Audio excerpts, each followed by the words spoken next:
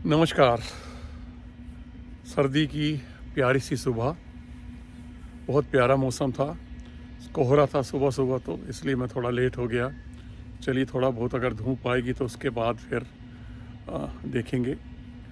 सोमवार का दिन और महीने का आखिरी सप्ताह, थर्सडे को भी मंथली एक्सपायरी भी है। और ये हफ्ता, पीछे वाला हफ्ता और आगे वाला हफ्ता इसी तरह से चलेंगे जैसे चल रहे हैं। एक खबर आती है, वो सेक्टर ऊपर उठ जाता है।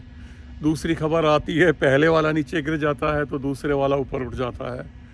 तो इस तरीके से चलेगा। मार्केट में कुछ ऐसा इंडिकेशन अभी नहीं है। बजट के बारे में डिफरेंट सेक्टर्स की जिस तरह से र्यूमर्स आती हैं, उसी हिसाब से मार्केट थोड़ा बहुत गति दिखा देता है। और उसके बाद अगले दिन पता चलता है कि जो 6-7% बढ़े थे वो अगले दिन 4-5% नीचे आ गए हैं। तो फ़िलहाल ऐसे ही चल रहा है, स्पेकुलेशन है सारा, कुछ नहीं है। और फर्टिलाइज़र्स, शुगर में कुछ ज़्यादा मूवमेंट है तो मैं प्रेफर नहीं करता हूँ अक्सर बजट के आसपास इन शेयर्स को, तो मैं इनसे दूर ही रहता हूँ। तो पहले जैसे मैंने बोला था, पिछले हफ्ते मैंने बोला था कि 23,000 पार करेगा, और वो तो मेरी प्रिडिक्शन से भी आगे निकल गया। 23,500 हो गया। बैंक निफ्टी का मैंने आपको बोला था कि 51,000 तक पहुंच जाए तो कोई ताज्जुब नहीं होगा, लेकिन ये तो 51,500 को भी पार कर गया। आज और इस आने वाले हफ्ते में भी ऐसे ही उथल पुथल रहेगा, लेकिन मार्केट में सेंटीमेंट तो पॉजिटिव है। अब किसी सेंटीमेंट के दौरान अगर कोई एक और र्यूमर या कोई खबर ऐसी आ जाती है, सेक्टर स्पेसिफिक, बजट में ये नहीं हो रहा, बजट में वो नहीं हो रहा, या कहीं किसी कंपनी में कोई इनकम टैक्स रेट पड़ती है, या कोई अनफेवरेबल न्यूज़ आ जाती है, तो उसमें स्टॉक स्पेसिफिक एक्शन रह सकता है। तो एक्शन रहेगा स्टॉक स्पेसिफिक और सेक्टर स्पेसिफिक। बजट तक यही चलेगा, और बजट के बाद अगला ट्रिगर होगा 12 तारीख से। फिर रिज़ल्ट सीजन शुरू हो रहा है। पहले 12 जुलाई को पहला रिज़ल्ट आ रहा है, शायद इन्फोसिस का है या TCS का है। और उसके बाद इस तरीके से फिर वो दोनों चीज़ें साथ साथ चलेंगी। बजट की खबरें, बजट तो शुरू ही हो जाएगा शायद 3rd वीक में, और 12 से लेके अगले 1 महीने तक फिर वही कंपनियों के Q1 के रिज़ल्ट आने शुरू हो जाएंगे। तो अब बात यह है कि क्या करें। मैं फिर बेशर्मों की तरह पहले तो यही बोलूँगा, सुबह सुबह तुलसी डाल के चाय पीजिए। दोपहर को लंच होते होते, स्टॉक मार्केट बंद होने से पहले पुदीना तोड़िए, चटनी बनाइए। मेरे ख्याल से आप समझ ही गए होंगे, बार बार दोहराने की ज़रूरत नहीं है। यानी कि मेरा मतलब यही है कि थोड़ा थोड़ा प्रॉफिट बुक करते चलिए और पैसा बैंक में लाइए, क्योंकि आगे आपको आने वाले इस 1 महीने में बहुत अच्छे मौके मिलने वाले हैं। और अगर उस वक्त आपके पास पैसा नहीं है तो यकीन मानिए अफसोस होगा।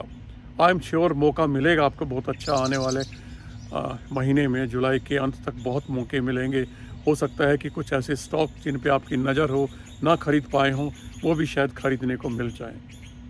यहाँ पे एक वर्ड ऑफ कॉशन भी मैं कहना चाहता हूँ।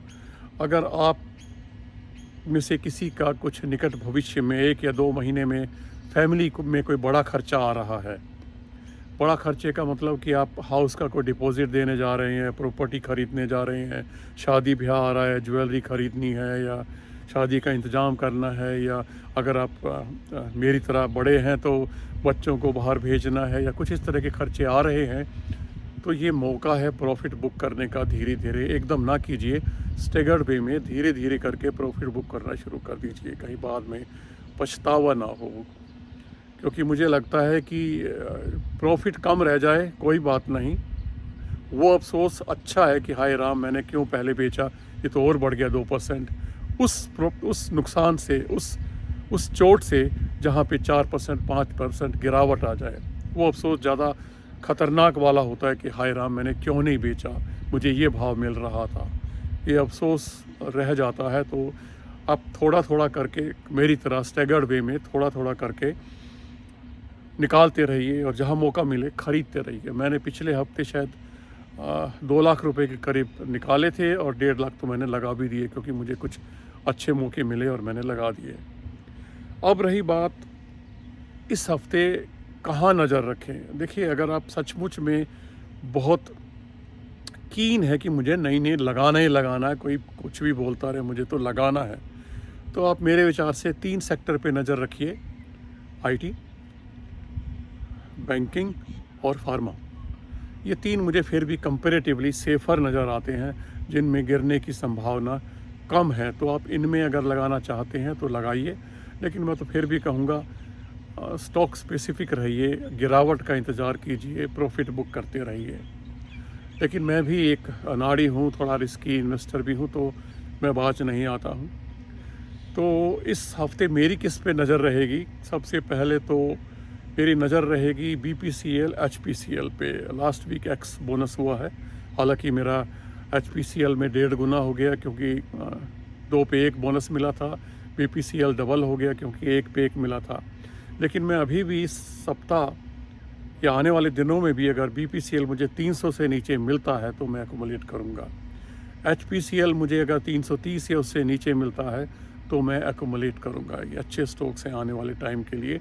IOC मेरे पास ऑलरेडी काफ़ी है, तो फिर भी अगर 150 या उससे नीचे आता है तो मैं ज़रूर एक्यूमुलेट करूँगा। इसके अलावा मेरी नज़र रहेगी अदानी के केवल एक स्टॉक पर, अदानी एंटरप्राइजेस, क्योंकि बाकी तो मुझे लगता है जैसे अडानी पावर, अडानी पोर्ट या Adani energy solutions, Adani green थोड़ा महंगे हैं। अगर नीचे आएंगे तब मैं देखूंगा, अदरवाइज़ अभी नहीं। फ़िलहाल मेरी आंख अडानी एंटरप्राइजेस पे है, क्योंकि मुझे लगता है कि इसमें अभी वैल्यू अनलॉकिंग की संभावनाएं बहुत ज़्यादा हैं। और पोर्ट तो बढ़ गया है काफ़ी, हालांकि मुझे लगता है सबसे अच्छा शेयर वही है अडानी एंटरप्राइजेस के बाद, लेकिन वो काफ़ी बढ़ गया है, तो मैं इंतज़ार करूँगा उसका गिरने का। थोड़ी बहुत क्वांटिटी मेरे पास ऑलरेडी है, तो मैं अपनी एवरेज भी ख़राब करना नहीं चाहूँगा। अब चलते हैं आगे। तो कौन से शेयर हैं जिस पे मेरी नज़र रहेगी? मेरी नज़र रहेगी ट्यूब इन्वेस्टमेंट ऑफ इंडिया। पिछले हफ्ते कुछ थोड़ा सा गिरा है, लेकिन क्योंकि मेरी पुरानी ख़रीदारी जो है 3500-3600 की है, अगर उस लेवल पे आएगा तो मैं ज़रूर एक्यूमुलेट करूँगा। टाटा स्टील भी कुछ गिरा था, हालांकि एक्स डिविडेंड के बाद थोड़ा सा गिरा है ये। अगर ये भी वही 170 से नीचे आएगा तो मैं इसको भी देखूंगा। और एक और स्टॉक जिसको मैंने अभी रिसेंटली एक्यूमुलेट करना शुरू किया है, पहले थोड़ी सी क्वांटिटी थी, लेकिन क्योंकि 1200 रुपये में मुझे मिला, नारायण हृदयालय NH, तो वो भी मैंने पिछले हफ्ते 1200 एग्जैक्ट 1200 पे लिया है, और 1200 पे ही वो बंद हुआ है, लास्ट वही प्राइस था शायद उसका। तो इस हफ्ते अगर वो और गिरता है तो मैं उस पर भी नज़र रखूँगा। इंडजीन, जिसको मैं बार बार कहता रहता हूँ, और आधार हाउसिंग फाइनेंस मेरे काबू में नहीं आ रहे। जो शुरू में 30-30, 40-40 मैंने खरीद लिए थे, वो उस लेवल पे आ ही नहीं रहे हैं, लेकिन मैं नज़र रखे हुए हूँ और इनको मैं एक्यूमुलेट करूँगा, इनको मैं आगे ज़रूर बढ़ाऊँगा। इंडजीन तो मुझे लग रहा है कि बहुत अच्छा कुछ करने वाला है। तो वो एक फार्मा और टेक्नोलॉजी का एक मिश्रण है, जो प्रोवाइड करते हैं technology to the pharma companies. So Indegene में मुझे जूस नज़र आता है, वो रिसेंट IPO आया था, आपको याद ही होगा, तो उन पर मेरी नज़र रहेगी। इसके अलावा ऐसा कुछ मेरे दिमाग में अभी और कुछ नहीं है, क्योंकि कई बार ऐसा कुछ दिमाग में नहीं होता, और लेकिन जब स्टॉक गिरते हैं तभी अचानक ख्याल आता है, अरे यार ये तो बड़े अच्छे प्राइस पे मिल रहा है तो ले लो। तो उस वक्त आप भी इसी प्रकार से ले सकते हैं। तो ये उतार चढ़ाव चलते रहेंगे, इनसे घबराने की कोई ज़रूरत नहीं है। बस ये ध्यान रखिएगा कि आप लंबी रेस का घोड़ा बनिए, खरगोश की तरह मत दौड़िए। मैं भी आपको हमेशा कहता हूँ, कछुए की तरह धीरे धीरे चलिए। धीरे धीरे चलते चलते आपको पता ही नहीं चलेगा कि कब आपके पास सचमुच में 50 लाख हो गया है, और 50 लाख थे तो 1 करोड़ हो गया है। ऐसे ही बढ़ती है पूंजी, वो ऐसे नहीं बढ़ती जो अब देखते रहते हैं 10,000 लगाइए 10 करोड़ बनाइए 1 महीने में। कभी नहीं होता ऐसा कोई तिलस्मी जादू नहीं है स्टॉक मार्केट में कि आप 10,000 लगाएं और 6 महीने में, तो 6 महीने क्या 6 साल में भी आप 10 करोड़ नहीं बना सकते हैं। अगर कोई outstanding, extra ordinary, exceptional trader हैं और रोज़ लाखों जोड़ते हैं तो बात अलग है, लेकिन मुझे ऐसा आदमी कोई सचमुच मिला नहीं है। इवन मैं ट्रेडर्स के बारे में आप भी पढ़ते होंगे, मैं भी पढ़ता हूँ, और इन्फॉर्मेशन मिलती ही रहती है कि जो ट्रेडर्स हमें दिखाते हैं 4 करोड़ रोज़ कमाता हूँ, 2 करोड़ रोज़ कमाता हूँ, उनके घाटे करोड़ों के सामने उजागर हो रहे हैं। वो सिर्फ आप जैसे मेरे जैसे लोगों का बेवकूफ़ बना के, वीडियोज़ पे सब्सक्रिप्शन बढ़ा के, वीडियोज़ पे व्यूज़ बढ़ा के, सो कॉल्ड ट्रेनिंग दे के पैसे कमा रहे हैं। ट्रेडिंग में यकीन मानिए पैसा नहीं बनता है, बहुत रिस्की जॉब है। मेरा दिल तो बहुत कमज़ोर है, मैं रिस्की मानता हूँ अपने आप को, पर मैं इतना बड़ा रिस्की भी नहीं हूँ कि मैं ट्रेडिंग शुरू कर दूँ या इवन सोचूँ भी। तो वो बात अलग है कि मैं पैनी स्टॉक्स थोड़ा बहुत ले लेता हूँ, पैनी स्टॉक्स पे नज़र रखता हूँ, लेकिन ट्रेडिंग मेरी कल्पनाओं से भी परे है।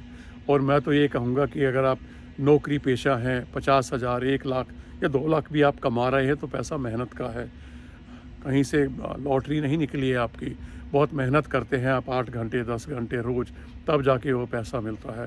तो उसको ट्रेडिंग जैसे जुए में मत लगाइए, क्योंकि ट्रेडिंग करने वाले, नुकसान उठाने वाले फिर बाद में बोलते हैं कि स्टॉक मार्केट एक जुआ है।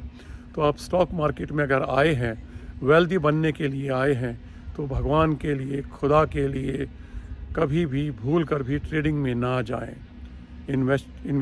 बस इन्वेस्टेड रहिए, डिसिप्लिन वे में इन्वेस्टमेंट करते रहिए, धीरे धीरे आगे बढ़ते रहिए, अपनी पूंजी को बढ़ता हुआ देखते रहिए, बढ़ाते रहिए, बढ़ते रहिए। यकीन मानिए आपको एक दिन वेल्दी मैं बना ही दूंगा, अगर ज़िंदा रहा तो। Thank you very much.